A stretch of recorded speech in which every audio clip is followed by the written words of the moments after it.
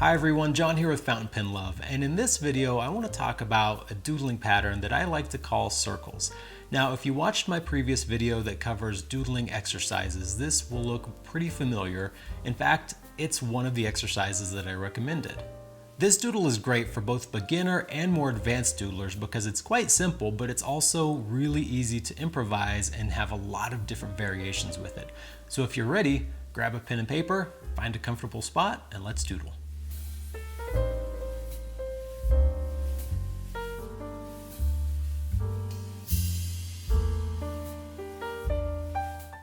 Alright, before we get started with the actual doodling, I want to show you a few examples of this pattern that I've done in the past.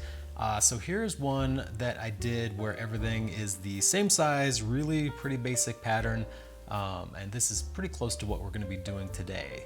You can see I used a high shading ink, so we kind of get some good color variation going on in here. Here is another version that I did where instead of doing straight lines, I did kind of wavy lines. I also started it with a black outline and then filled in the alternating circles with color of ink. So it's a two-color doodle, but we still really, it's just one because the black, it counts for a color, but it's not a contrasting color or anything like that. I've got another version in here. This is a similar idea, but really amplified, where there's a lot more circles, there's a lot more loops here. I haven't filled in every single one or every other one. So this is a similar idea, but it's a very different execution in how the actual doodle turned out. I also have this one where we have kind of more elongated shapes. They're not quite circles. I have differing or alternating versions where these that are unfilled have more than 5 lines, I think. 1, 2, 3, 4. I guess there's still 5, they're just not filled in. Oh, that's what some of these are 4, and then these are 5. So that's the difference in this particular doodle. So you can see there's a lot of variations. Today, we're just gonna do the basic version, so let's go ahead and get started. So the first thing we've got to do is grab a pen. I'm gonna start off with a medium nib. That's kind of my preferred nib for this particular pattern, but I will show you at the end just kind of how it looks when you do it with a fine or a broad nib.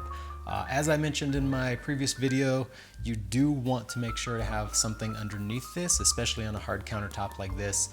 This piece of paper will make the process a lot more enjoyable. And I'm also going to have a piece of paper on top that just kind of like is going to protect the paper from my skin oils. So if you see this, that's what's going on. I'll use this side that's a little bit less distracting. But let's go ahead and get started with this pattern. All right, the first thing that you want to do is you're just going to draw a small circle. And what we're going to do is we're going to draw 5 circles, 5 concentric circles, where one is slightly larger than the next one. So that's 4 and 5. All right, so that's the beginning of this pattern. And don't worry if your circles aren't perfect. It's never going to be perfect, and that's totally okay. A lot of these are going to touch and overlap, so you can always, and you're going to color in these alternating circles. So if there's little imperfections like you see here, don't stress about it, just keep on going. So the next thing I like to do after I start this first one is I draw another small circle next to it. So I do one, and I'm going to draw another set of 5 circles here. And you'll see this may or may not run into here. Yep, and we're just gonna have a little touch where the edge is just going to barely touch the one next to it. And that's what we want. We do want some overlap. I'm gonna do a third one here where we will definitely get some overlap. So you can see, once you have mastered the art of drawing an imperfect circle, you are well on your way to getting this doodle going. So we have this, and just a little bit of overlap. Now I like to make sure that I have some circles that are completely standalone. So I will always go out here, start another set, and this ensures that I kind of have layers where not everything is going to just be quote unquote lower than this first one that I drew. If everything, every next set of circles you drew was overlapped by the one before it, it would look okay, but I like to make sure I have some that are all on the same level. And if you think about, these are going to go underneath, this one's going to go underneath this one, same with this, then we kind of have like layers of circles that we're drawing. So I like to make sure that I have some kind of standalone circles so that there are other circles that go underneath it. And this is kind of how I start this doodle. I just start drawing these circles, and at some point, like here, we're going to have circles that are going underneath a lot of other circles. And to do that, I just kind of start on the edge, and you can see we've got 1, 2, 3, 4. So now I need to draw in, whoa, that one got really big, 5. So I'm going to stop here for a second. Okay, now I want to point out that with each of these, the end result, as you saw in the finished doodles that I showed you before, every other line of this is going to be filled in. Now you could wait until the very end of your doodle and go back and fill all of these in. I think that gets really confusing. You can see here already we have a lot of empty space, a lot of doodles and circles, and when we start to fill in every other circle, it's fine for these that are out here by themselves, but once we start getting these that are overlapped by a lot of other circles, it can get a little complicated to tell which layer is which and which one of these circles we're supposed to be coloring in. So what I like to do here is go ahead and start filling in before it gets too far gone where it just gets really confusing. So if you were at this point, go ahead and just start filling in some of these other circles. So I like to start with the most obvious full ones, and I always start from the first one from the outside. So I leave the outermost circle blank, and then I start filling in the next one down the line here. So I'm going to go ahead and do that. With the medium nib, it takes a little bit of time, a little bit of coloring, but don't worry, take your time. That's part of the process. I really do enjoy, I really do enjoy the coloring part of doodles. Drawing lines is great and all, but for some reason, just putting a lot of ink down and filling in spaces is something that I really enjoy. So if you don't enjoy this portion as much, you don't have to fill in the lines. I do think it looks a little bit better, but you know, go ahead and do whatever makes you happy. You can also use a different color for this part if you want to. On that example where I used the black with the magenta colored ink on the inside, I drew all the lines in black and then went back and filled in with the colored ink. So that's another option if you want to. You can also alternate colors. So you could do, you know, one color in this ring, a different color in this ring or this circle. Really use your imagination, use your creativity. There is no right or wrong way to do this. So I'm gonna go ahead and finish this up real quick and we'll be right back.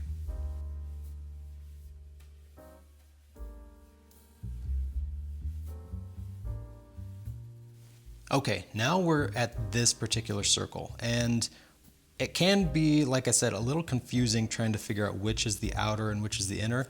So from here, it's pretty easy to see. If you start here, it can be a little more complicated.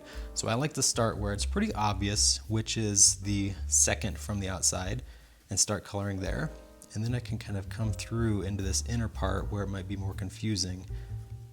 But you could see, not so bad. Not too tricky on this particular one. Others might be a little bit more tricky once we start getting more layers going here. Now another thing you might notice is that I have this tiny little spot in here that's not filled in. Up here I have a bigger spot that's not filled in. You can leave those blank. I would not suggest trying to draw circles under there. That's going to get really just too tight to see what's going on. I personally like to just fill them in. I think it helps kind of with the fullness of the doodle, and it's more space for me to color, which I like. So you can do what you want, but I personally like to fill in any of those blank spaces in there. So now that you've got the basic idea of what we're doing here, just keep on doing it. Eventually, you're gonna see it's going to start to maybe take a shape, a little more organic growth. You can keep it a little more of a pattern if you prefer. It's really up to you how you make this look. And this is an example here where we're not going to get the fifth circle coming through here. It's going to be completely covered up by these two circles, and most of this one is going to eat it up as well. So sometimes you're going to have just a portion of a circle and that's totally fine. I'm going to go ahead and color that a little bit because that is not going to get used. Let's start another one here. And really all we're doing, we're just repeating the same exact pattern over and over and over. So that's why I say this one is really good for beginners. It's just circles, nothing super complicated. I'm going to fill this bit in here. But it's also open to a lot of variation, a lot of different versions that you can do. I'm going to go ahead and color these in.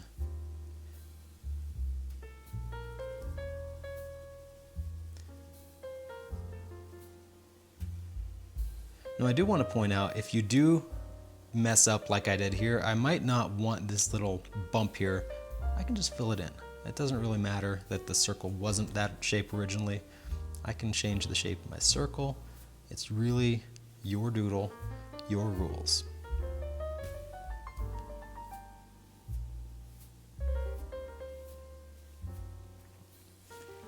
All right, oops, I forgot this one here.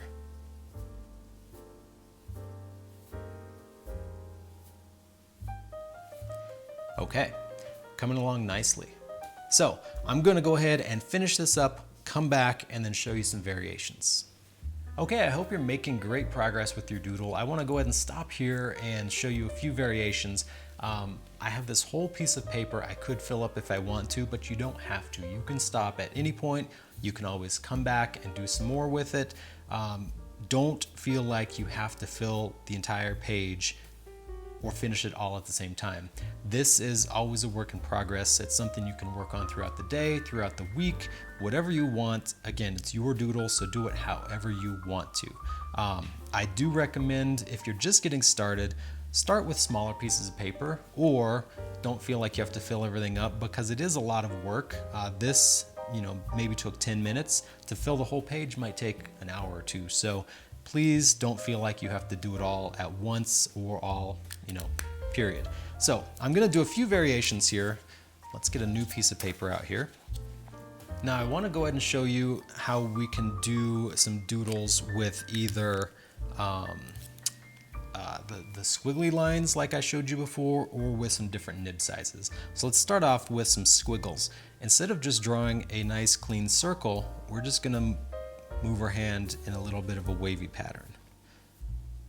And there is no right or wrong way to do this. Some are going to look better than others, but I like to just kind of shake my hand a little bit as I go and make these big wavy patterns.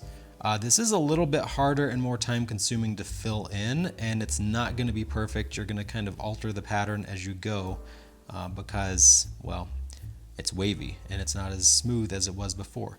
So definitely take your time when doing this. It does give you, or it does create a little bit more work for you, but it is a nice variation. It does look really cool when it's done. I do enjoy doing this wavy little bit. So you can see it takes longer to fill in, but it's the exact same thing as before. You're just going to make these little wavy bits, and you can make them more or less wavy depending on your preference. The less wavy is definitely easier to fill in. You can also make it more regular if you want to have it look a little less random. But either way, you can see how this is the exact same thing as before. We're just making wavy bits, wavy lines, instead of straight lines for our circles. I do like this. It's really nice to know that it doesn't have to be straight. It doesn't have to be perfect. A lot of us can't draw straight lines very well, or don't have the patience to make everything perfect. So doing one that's intentionally imperfect or intentionally not straight can take a lot of the pressure off and give you a little more freedom in your doodles. So now let's try a few different nib sizes, and we can see how nib size affects this doodle.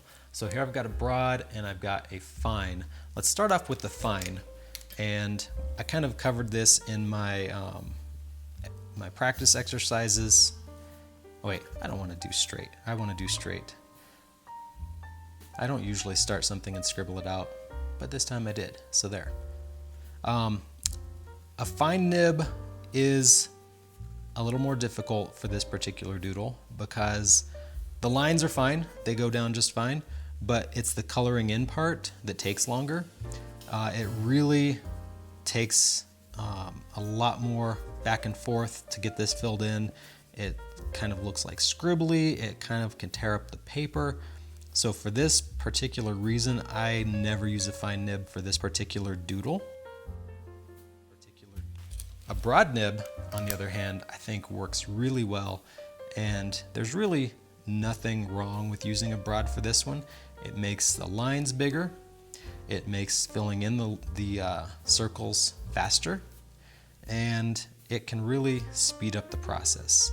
The one downside to using a broad is I think if you're not careful and you try and draw the lines too close together, they will touch if you're in a rush or if you're just not paying attention, which at some point during this doodle your mind will start to wander, and that's not a bad thing, that's a good thing. But when it does, you might have some sort of line intersection, and I'm gonna just kind of show you, if it goes super close, it might even touch. That's not what you want. That's not desirable. It's a really hard thing to fix when it comes down to finishing this doodle. It's not the end of the world. If that happens, you don't have to give up and start over, but it's much more likely to happen with a broader nib than it is with a smaller nib. So medium is my sweet spot.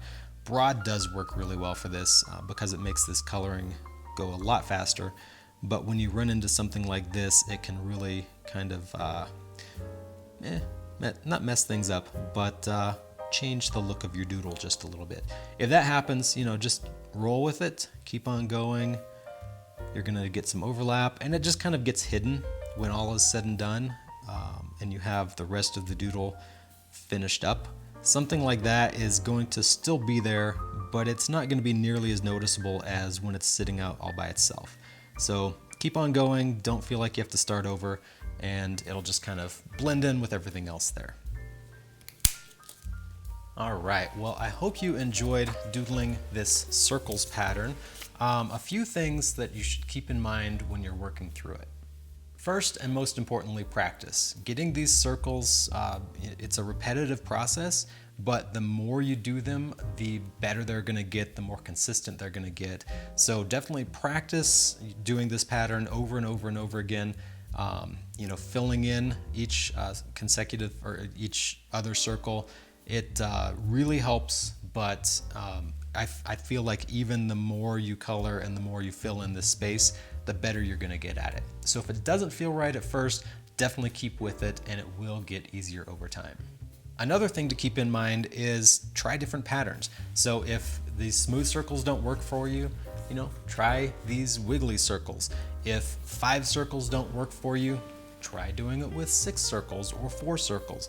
There is no right or wrong way to do this. So if you don't like the way this looks and you want them to be smaller, make 4 circles. If you want the actual circles themselves to be bigger or smaller, try it, see what happens. There's nothing wrong with experimenting and seeing what works best for you.